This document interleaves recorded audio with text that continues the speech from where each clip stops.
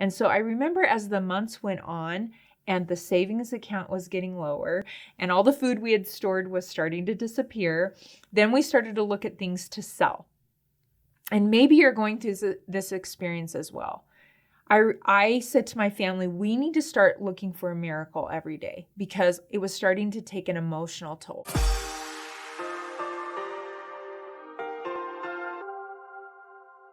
Hello and welcome to The Middle. I'm Ganel-Lyn, your host. Thanks for liking and subscribing and joining us each week as we have guests on the yellow couch, and sometimes I get to share some thoughts from my life, some of the middles that I've gone through.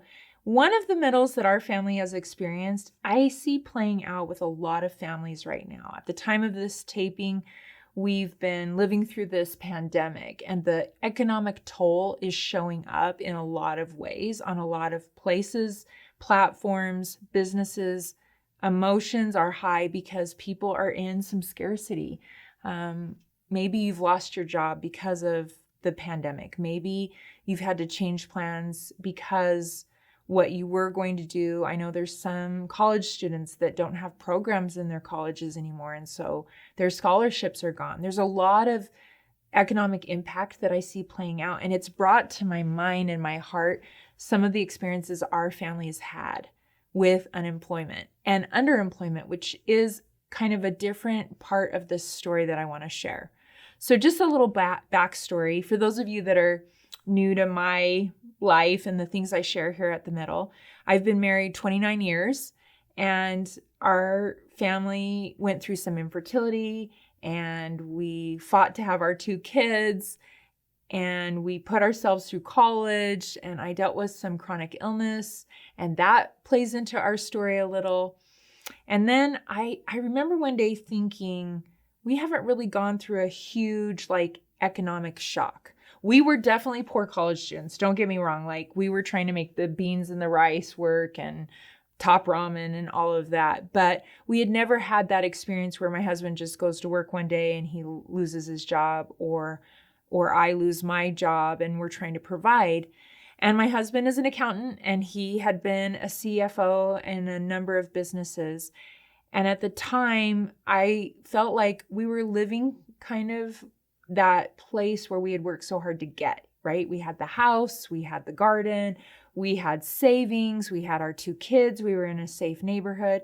We weren't driving super fancy cars and spending a ton of money, but we could go out to dinner, we could go to the movies, we could pay our bills and I didn't worry. We could put money in savings. We could help people if we needed to. And then a series of things happened. My husband was CFO of a nursing home company, and there were changes with Obamacare, and he ended up being part of a really big layoff. And at the time, I just think at a spiritual level, I was like, okay, God, I totally get you. You want to make sure our family figures out this experience. And so we've been enrolled in the unemployment class. That's kind of how I visualized it. What's interesting is during that time, my husband also was diagnosed with skin cancer. And so it was this really unique experience that was happening on top of each other for us. And he had to go through a pretty significant surgery. And so to balance trying to look for a job while he was also recovering made the experience even more intense. But we had savings, we had food stored, we had a garden, we had resources. And so even though it was emotional and it was intense, I think we felt like, oh yeah, I guess we all should be tested in this way. If we're here on earth to learn, which is definitely how our family believes, then we need to go through this experience because it's part of being human. And we navigated it, but it kept going on a little too long. At the same time, the market crashed. So all of our neighbors were short selling their homes or losing their homes. And so I remember as the months went on and the savings account was getting lower and all the food we had stored was starting to disappear, then we started to look at things to sell. And maybe you're going through this experience as well. I said to my family, we need to start looking for a miracle every day because it was starting to take an emotional toll. So here at the middle, we talk about manna, and that was one of the manna that we tried to practice. So at dinner time, we would say, what's the miracle in the mess? And then I used social media to post, and it was like accountability for me. And what was cool about that is that I realized that by sharing our unemployment story in this really public way, it gave permission to some people that I didn't even realize close to us that were either underemployed or unemployed themselves, and they were hiding it. And that's one of the things I wanted to share on this episode is I don't know where this comes from, but we have this like shame when we're struggling financially. And I guess one of the good things you would say about this pandemic is that we're having a shared experience. You probably, if you're struggling with unemployment or underemployment right now, you probably know other people that are as well because of what's happening. At the time of our unemployment, there wasn't something like globally happening. The real estate market where we lived was struggling, but that's about all that felt common in our neighborhood. And it was interesting to me to see how many people were kind of keeping private something that I was like, why are we feeling ashamed about this? So one of the suggestions that I have, if you're navigating an unemployment story, is don't hide it. There's nothing to be embarrassed about. You know, we all are doing the best we can to make the best decisions we can with the information we have at the time. And for us, that unemployment situation was out of our control. You know, it wasn't something that my husband had done wrong. And this brings up another point that in some cultures may not feel like it resonates. But I think traditionally speaking, our family and our extended family see that the man in the family is the provider, and that the woman, generally speaking, is caring for the children. And I know there are a lot of families that have different dynamics where the dad stays home and the mom works.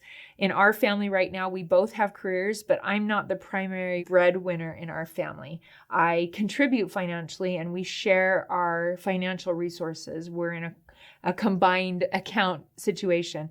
But my husband very much identifies as the provider for our family. And so I think it's important to note that if you're going through an underemployment experience or an unemployment experience, the men and women in those situations may be feeling very different about it. You may have been able to watch the sharing I did on infertility. And I said that for me, it was very much an identity issue. I really saw myself as wanting to be a mom, and I felt it internally. And I think the same can be generally said for men in providing for their families. And so I watched my husband struggle. It took a hit on his self-esteem, and he had to wrestle with what his identity was. What was his worth? What was he contributing? And we learned a lot during that first unemployment time. One thing that was a gift was we did start to look for the miracles every day. And there were always miracles. Sometimes they were very small.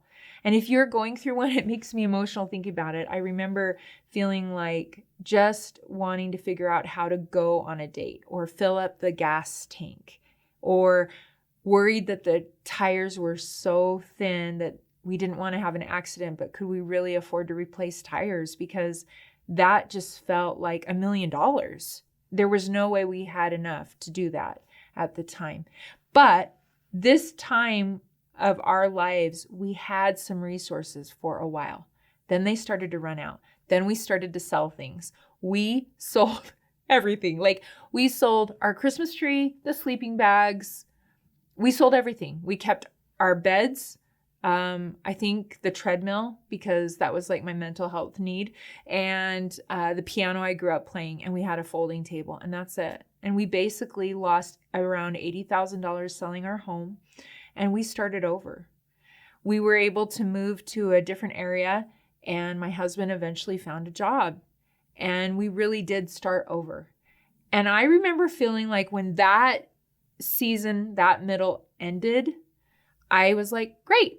I learned all those lessons. That was so good for our family. We drew closer together. We realized we could live without cable because remember back in the day, you couldn't stream. There weren't all these like online platforms to watch our TV shows. So we had to subscribe to cable so we could have internet and watch any of the channels that we wanted to at the time. And we learned we could live without stuff. And we found that we were happier in many ways. And we simplified.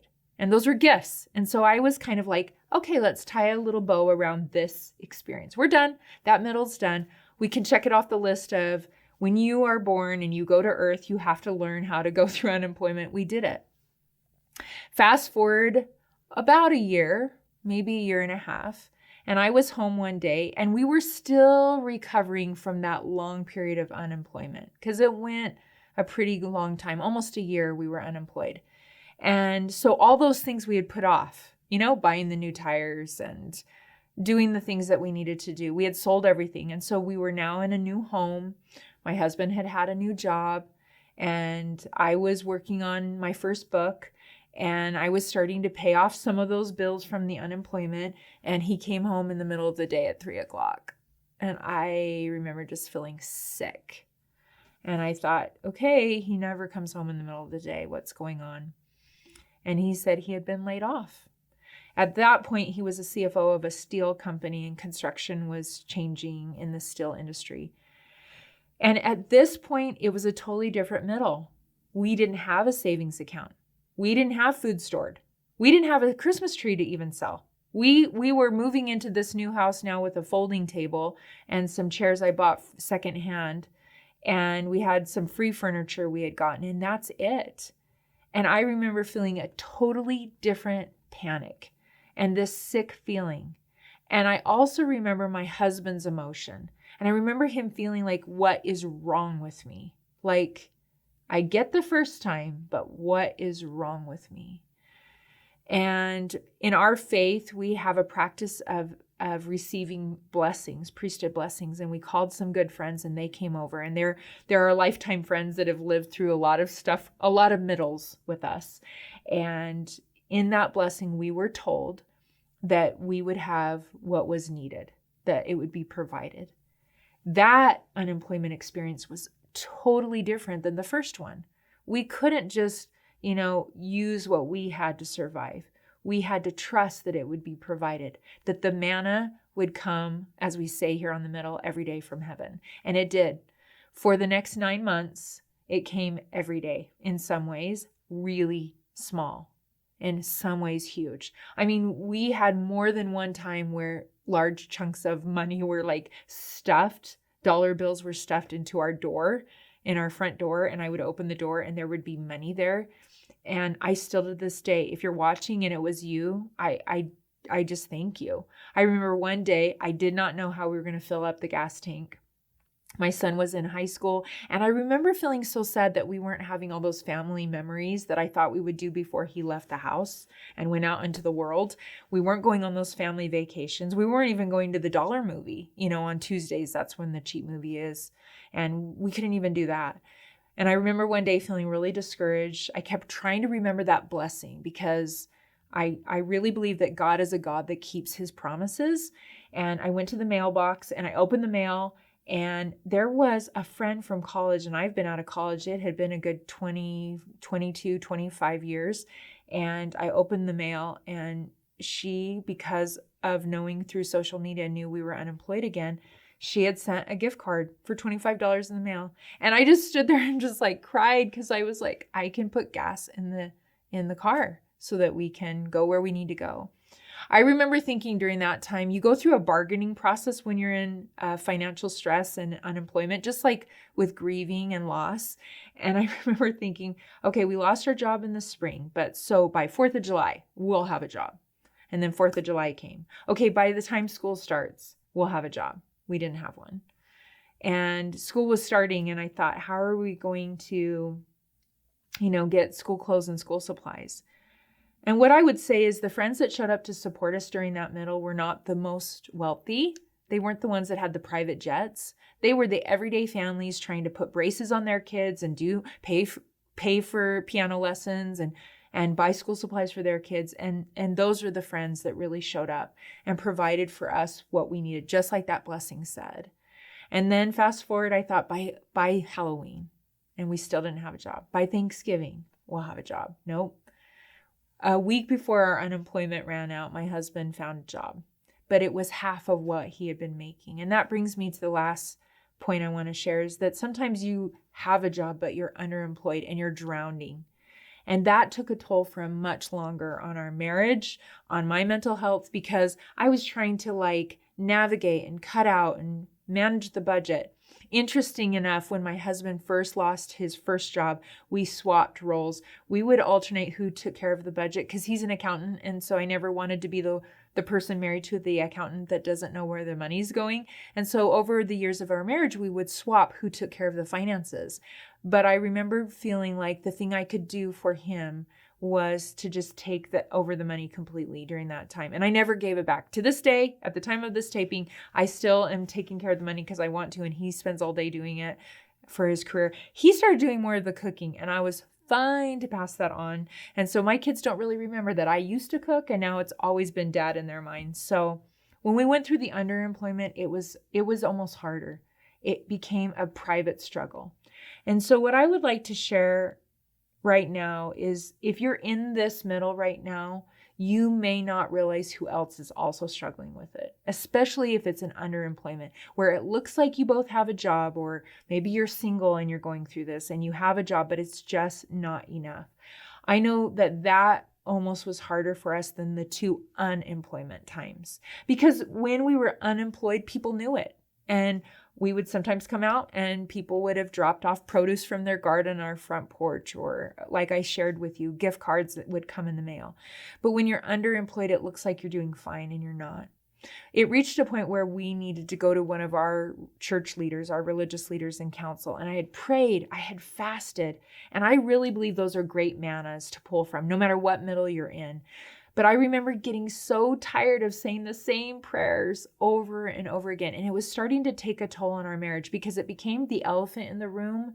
Like, we didn't want to talk about it. There was no solution. So what were we supposed to do? And so I didn't want to bring it up because I didn't want to make my husband feel bad. He was working as hard as he could. He wasn't fulfilled. This wasn't the career dream job of his life. And I was doing my best to manage the home and bring in extra money with the work I did, and we weren't cutting it. And I remember praying one day and giving a heartfelt cry out to God, like, help me. What am I missing? What do we need to do? What lessons aren't we learning?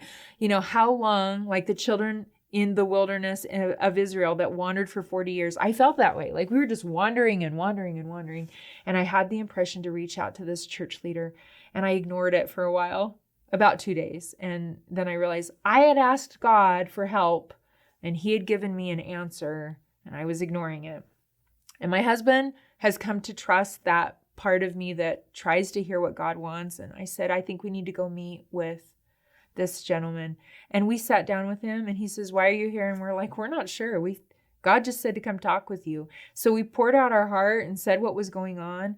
We didn't know he had gone through multiple underemployment and unemployment times in his life. And he had great counsel for us. He validated us. The greatest thing he did for me is he looked over at our budget. We started writing down the numbers, and he's like, how are you even making it? And that alone was like, oh, I'm not imagining this. This is so hard.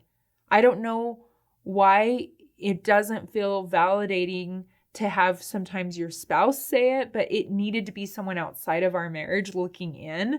And when he did that, it was like you could tell my husband and I both, our shoulders just relaxed, and it felt like for a moment we weren't alone. We came up with a plan with him. He gave some advice. He redirected it back to some other people that he knew could help us. He counseled us to get some support so that we could have a break mentally and emotionally and have some time together and have fun. And he made a promise to us, if we do these things, he had watched it in the past, people pull out of this much quicker than they thought they could. And we did. We had a mighty miracle. My husband was able to change jobs. We were able to cover our bills.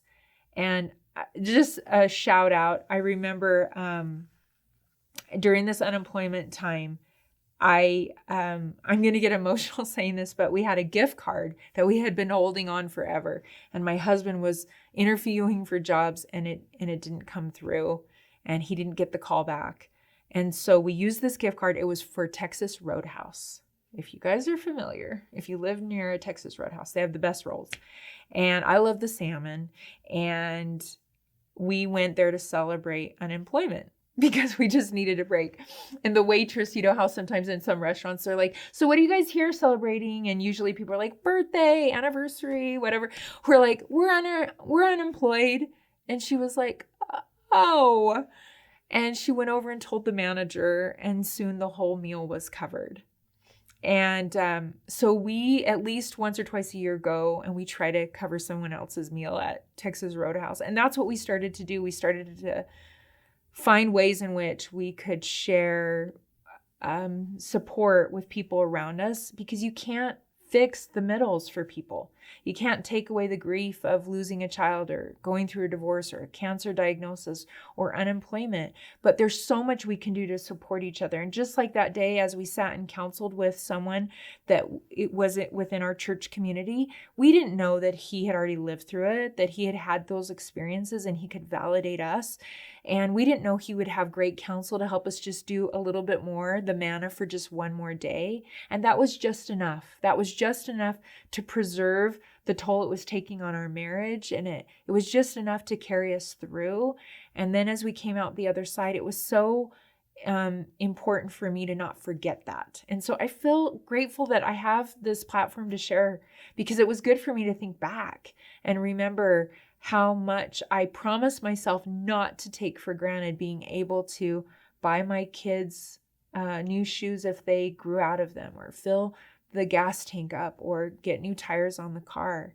And we often don't know what other people's struggle are. We don't understand. They're putting on a brave face and they're posting positive messages on social media, and we think they're making it. I hope if you know of someone that's underemployed, financially stressed, or unemployed, that you'll share this episode with them right now, because I'm feeling like this is becoming a growing problem every day because of what's happening in our world right now and the effect it's having on our economy. And I think it's an opportunity to say, I can't fix your middle story. I can't hurry up and get to the end and put a little bow around it. But what can I do for you right now in the middle to help support you, to validate you? Do you just need a date night out? And oftentimes the greatest thing that people did for us is they didn't ask, they just did. They didn't say, hey, how can we help you? They just showed up and did something. They left something on the door anonymously, or they offered to, at one point I put a post out on our neighborhood page and said, if anyone has gift cards that they're not using right now, we collected them. So there's a lot of people that just keep them in their wallet and they never use them. And we took them down to the unemployment office at the time. We were still unemployed, but we had that experience at the restaurant, and it was so good for us to feel not alone. It was so good to see the goodness of this restaurant manager taking care of us, and we wanted to give back. And maybe the people in your life that are struggling financially, they want to serve. They're feeling like they don't have anything to give right now because their resources are so tight. Maybe they want to participate in helping someone else. That really helped us at times get through. I hope something that I've shared right now validates you and supports you in this middle. And I think especially it's important to know, as men and women, we address middle stories very differently. We navigate our vulnerability oftentimes differently. And so if you are finding yourself not understanding why your spouse is reacting the way you're reacting and you're not reacting that way, I think it's a good place to have a conversation and just say, hey, this is how vulnerability is showing up. This stress financially is feeling like this to me. I feel guilty. I feel like I'm responsible. I feel like I have failed you. I feel like I don't know how to talk about this because if I bring it up, it's going to make you feel guilty and make you feel bad. Those are conversations that can help. They don't change the problem. They don't eliminate the story completely, but they help you navigate the middle. And we here at the Middle really work towards trying to bring content that will do that. Will provide the hope and the manna for just today. So thank you again for joining us. I promise you, God is aware of you. He's aware of your story. He's aware of what you're giving up right now. He knows what you're struggling. He sits with you when you pay the bills. I will testify of that. As I sat every time to pay the bills, it was a lot of praying time because I wasn't sure how to make the numbers work most of the time. And he did show up. And even now when it's payday, it's a sacred day for me because right now at this point, the middle that we're living isn't me struggling. It is not me trying to figure out where the money's going to come from like it once was. And so I try not to take that for granted. I try to ask him to show me where I can help and share my resources. So maybe you're watching this and you're not stressed about money, but you saw the title of this episode and it piqued your curiosity. Maybe someone's coming to your mind right now that they're in trouble and they need some help. Would you send them this episode and ask them how you can help them? And we'd love to hear from you in the comments and how this episode maybe has helped you in some way or someone that you love. Thanks again for joining us here at The Middle.